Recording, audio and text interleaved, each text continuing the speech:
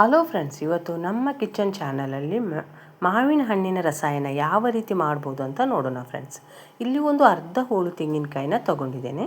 ಅದಕ್ಕೆ ಒಂದು ಏಲಕ್ಕಿನ ಕೂಡ ಇಲ್ಲಿ ಹಾಕ್ಕೊತಿದ್ದೇನೆ ಫ್ರೆಂಡ್ಸ್. ಅದರ ಜೊತೆಗೇ ನಾನು ಒಂದು 2 ಟೇಬಲ್ ಸ್ಪೂನಷ್ಟು ಪುಟಾಣಿನ ಹಾಕ್ಕೊತಿದ್ದೇನೆ ಫ್ರೆಂಡ್ಸ್. ಯಾರಾದರೂ ನೀವು ನಮ್ಮ ಕಿಚನ್ ಚಾನಲನ್ನು ಹೊಸದಾಗಿ ನೋಡಿದರೆ ಈ ಚಾನಲನ್ನು ಸಬ್ಸ್ಕ್ರೈಬ್ ಮಾಡ್ಕೊಳ್ಳಿ. ಬೆಲ್ಲೈಕನ್ ಆಲ್ ಸೆಟ್ ಮಾಡಿದರೆ ನಾನು ಮಾಡೋ ವಿಡಿಯೋ ನಿಮಗೆ ನೋಟಿಫಿಕೇಷನಲ್ಲಿ ಬಂದುಬಿಡುತ್ತೆ ಫ್ರೆಂಡ್ಸ್. ಈ ಮಾವಿನ ಹಣ್ಣಿನ ರಸಾಯನ ಚಪಾತಿ ಇರ್ಬೋದು, ಪೂರಿ, ಶಾವಿಗೆಗಂತೂ ತುಂಬ ರುಚಿಯಾಗಿರುತ್ತೆ ಫ್ರೆಂಡ್ಸ್.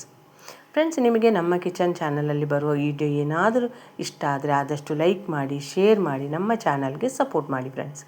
ಈಗ ಪುಟಾಣಿ ಹಾಕ್ಕೊಂಡ್ಮೇಲೆ ಇದಕ್ಕೆ ನೀರನ್ನು ಹಾಕ್ಕೊಂಡು ಒಂದು ಸ್ವಲ್ಪ ನೈಸಾಗಿ ರುಬ್ಕೋಬೇಕು ಫ್ರೆಂಡ್ಸ್.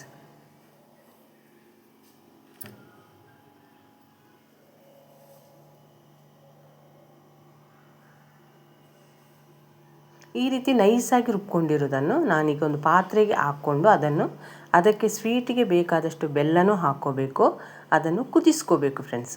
ಇಲ್ಲಿ ಈಗ ನಾನು ಇದಕ್ಕೆ 1-1.5 ಗ್ಲಾಸಷ್ಟು ನೀರನ್ನು ಸೇರಿಸ್ಕೊತೀನಿ. ಯಾಕಂದರೆ ಪುಟಾಣಿ ಹಾಕಿರುವುದರಿಂದ ಇದನ್ನು ಕುದಿಸುವುದರಿಂದ ಮತ್ತು ಗಟ್ಟಿಯಾಗಿಬಿಡುತ್ತೆ. ಅದಕ್ಕೋಸ್ಕರ 1-1.5 ಗ್ಲಾಸಷ್ಟು ನೀರನ್ನು ಹಾಕ್ಕೋಬೇಕು.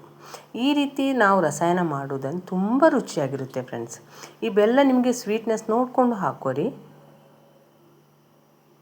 ಈಗ ನೀರು ಹಾಕ್ಕೊಂಡು ಬೆಲ್ಲ ಹಾಕ್ಕೊಂಡು ಈಗ ಒಂದು ಕುದಿ ಬಂದರೆ ಸಾಕು, ಭಾಳ ಕುದಿಸ್ಕೊಳ್ಳೋದೇನು ಬೇಡ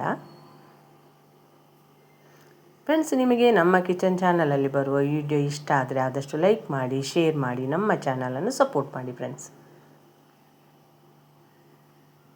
ಈಗ ಇಲ್ಲಿ ತೆಂಗಿನಕಾಯಿ ಹಾಲು ಕುದಿಯೋದಕ್ಕೆ ಶುರುವಾಗಿದೆ ಫ್ರೆಂಡ್ಸ್. ಈಗ ನಾವು ಕಟ್ ಮಾಡಿರುವಂಥ ಮಾವಿನ ಹಣ್ಣನ್ನು ಹಾಕ್ಕೋಬೇಕು. ಮಾವಿನ ಹಣ್ಣನ್ನು ಹಾಕ್ಕೊಂಡ್ಮೇಲೆ ಭಾಳ ಹೊತ್ತೇನು ಕುದಿಸೋದು ಬೇಡ, ಗ್ಯಾಸನ್ನು ಆಫ್ ಮಾಡಿಕೊಂಡು ಒಂದು ಸಲ ಮಿಕ್ಸ್ ಮಾಡಿಕೊಂಡ್ರೆ ಸಾಕು ಫ್ರೆಂಡ್ಸ್. ಈ ವಿಡಿಯೋನ ನೀವು ನೋಡಿದ್ದಕ್ಕೆ ನಿಮಗೆ ತುಂಬ ಧನ್ಯವಾದಗಳು ಫ್ರೆಂಡ್ಸ್.